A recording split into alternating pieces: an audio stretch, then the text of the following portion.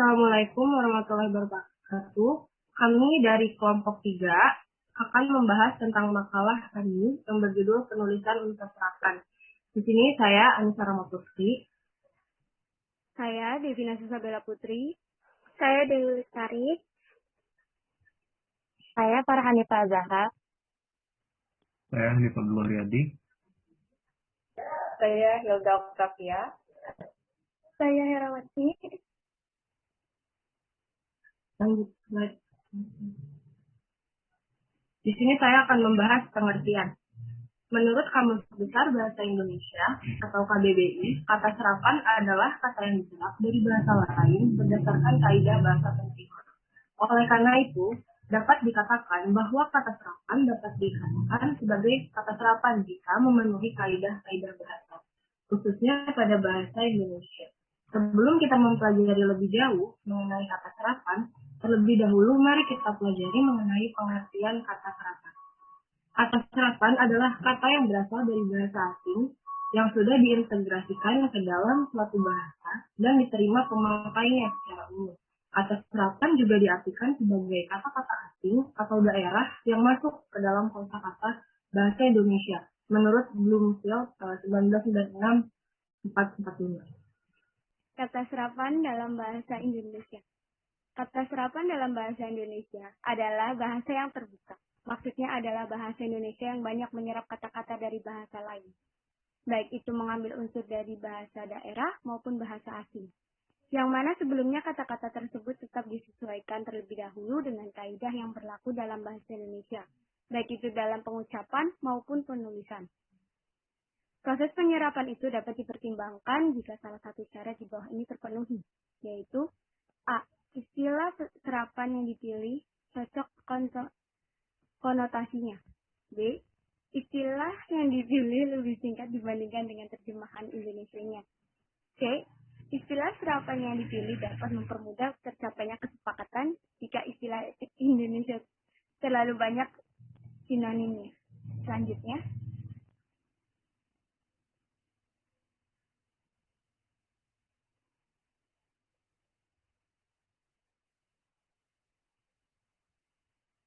kata serapan masuk ke dalam bahasa Indonesia dengan 4 cara, yaitu cara adopsi terjadi apabila pemakaian bahasa mengambil bentuk dan makna kata asing. Itu secara keseluruhan. Contohnya, supermarket, plaza, mall. Cara adaptasi terjadi kedua. Cara adaptasi terjadi apabila pemakaian bahasa hanya mengambil makna kata asing itu, sedangkan ejaan dan penulisan disesuaikan dengan ejaan bahasa Indonesia. Contohnya, pluralization jadi pluralisasi, accessibility jadi aksesibilitas.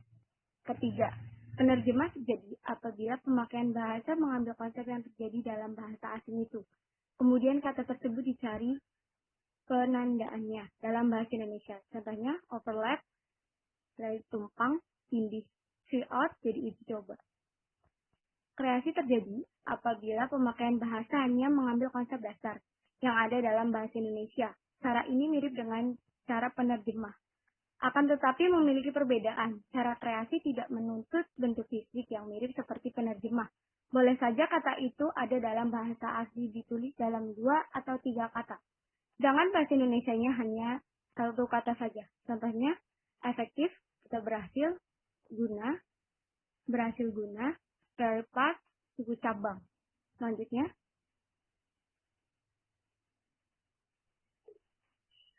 Asal kata serapan. Kata serapan dalam bahasa Indonesia bisa berasal dari bahasa-bahasa asing atau juga berasal dari bahasa daerah tertentu. Di bawah ini adalah beberapa contoh asal kata serapan dari bahasa asing dan bahasa daerah. Yang pertama ada bahasa Jawa. Seringkali kita menjumpai kata-kata yang berasal dari bahasa Jawa, baik Jawa kuno maupun Jawa baru dalam penggunaan bahasa Indonesia. Hal ini disebabkan karena bahasa Jawa tersebut digunakan oleh sebagian besar penduduk Indonesia. Bahkan bahasa Jawa merupakan bahasa terbesar di antara bahasa-bahasa daerah lainnya di Indonesia. Di bawah ini adalah beberapa contoh kata serapan bahasa Indonesia yang berasal dari bahasa Jawa. Contoh yang pertama yaitu rampung. Rampung adalah selesai atau sudah jadi. Jadi gampang, mudah, dan tidak berat. Gosong jadi hangus dan terbakar sampai habis. Next.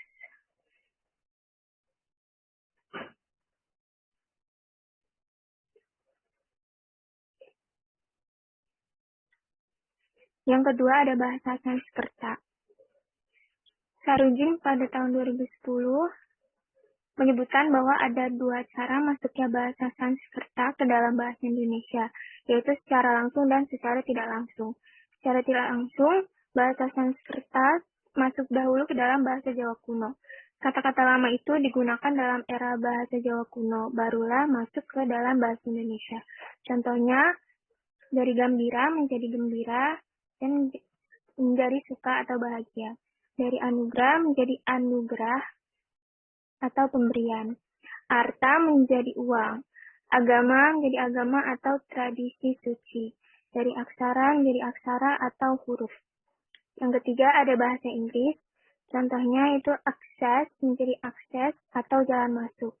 Yang kedua ada accommodation atau akomodasi atau sesuatu yang disediakan kebutuhan. Yang ketiga ada actor atau aktor atau pemeran cerita. Next.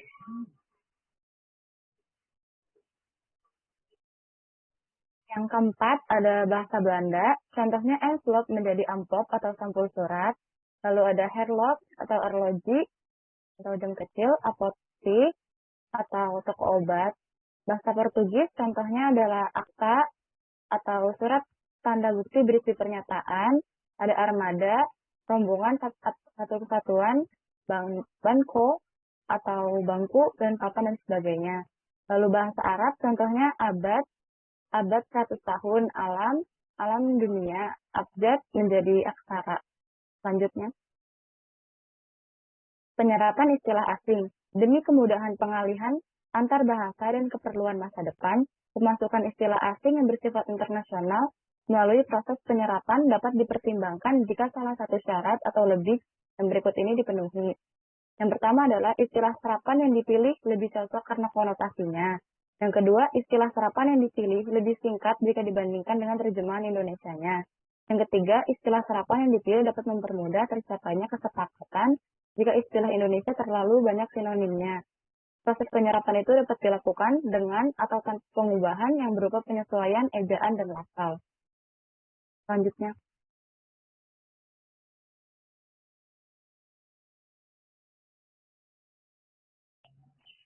Macam dan sumber serapan. Dalam perkembangannya, bahasa Indonesia menyerap unsur dari berbagai macam bahasa, baik bahasa daerah maupun bahasa asing, seperti Sanskerta, Arab, Portugis, Belanda, atau Inggris. Berdasarkan taraf integrasinya, unsur pinjaman dalam bahasa Indonesia dapat dibagi atas dua golongan besar, yaitu unsur yang pertama, unsur pinjaman yang belum sepenuhnya terserap ke dalam bahasa Indonesia, seperti Aristotle, Shuttlecock. Unsur-unsur ini dipakai dalam konteks bahasa Indonesia, tapi cara pengucapannya masih mengikuti cara asing. Lalu yang kedua, unsur pinjaman yang pengucapannya dan penulisannya dengan kaidah bahasa Indonesia. Unsur-unsur ini pengucapan dan penulisannya disesuaikan dan diubah seperlunya, sehingga bentuk Indonesianya masih dapat dibandingkan dengan bentuk aslinya. Misalnya, subjek menjadi subjek dan standar menjadi standar. Kaidah penyesuaian ejaan unsur bahasa asing. Dan berikut beberapa merupakan kaidah penyesuaian ejaan unsur bahasa asing ke dalam bahasa Indonesia. Yang pertama dari bahasa Belanda, yaitu L dan L-nya dua ya diubah seperti nasional menjadi nasional, rasional menjadi rasional, dan normal dengan A2 menjadi normal. Dari bahasa Sanskerta, yang mana huruf C diganti dengan huruf S, seperti sabda menjadi sabda, sastra menjadi sastra. Lalu yang ketiga ada dari bahasa Yunani yang menghilangkan huruf O di awal, seperti oestrogen menjadi estrogen, oenologi menjadi enologi.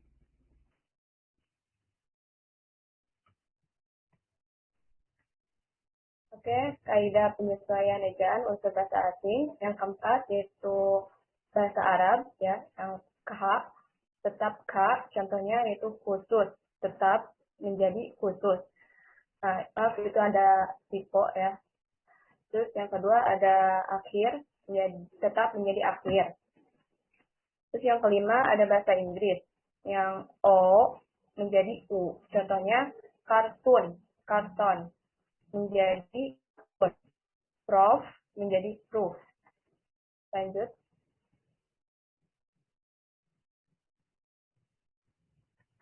Dampak penggunaan kata serapan. Penggunaan kata-kata serapan dalam bahasa Indonesia dapat menimbulkan dampak positif maupun negatif. Dampak positif ialah komunikasi sehari-hari dengan menggunakan bahasa Indonesia yang disisipi kata-kata serapan, terdengar lebih mudah, fleksibel, dan singkat. Masyarakat lebih bangga menggunakan kata-kata serapan karena dinilai lebih modern. Para remaja juga senang memakai kata-kata atau istilah-istilah asing agar dikatakan lebih gaul atau ya sebagainya. Selain itu, dampak positif adalah pengucapan kata-kata serapan terkenal lebih singkat daripada pengucapan kata-kata bahasa Indonesia. Seperti kata diskon yang dalam bahasa Indonesianya berarti potongan harga. Oke, lanjut. Sarah. Dampak negatifnya yaitu tersamarnya identitas kita sebagai bahasa Indonesia, di mana bahasa Indonesia merupakan bahasa pemersatu. Ironisnya masyarakat kita kurang menyadari itu. Mereka justru menunjukkan pemahaman yang rendah terhadap pemakaian bahasa. Hal ini mengakibatkan terjadinya kesalahan yang berterima. Artinya pemakaian bahasa tersebut salah, tetapi karena banyak pemakai di masyarakat akhirnya diterima. Sekian presentasi dari kelompok kami, kurang lebihnya mohon maaf. Wassalamualaikum warahmatullahi wabarakatuh.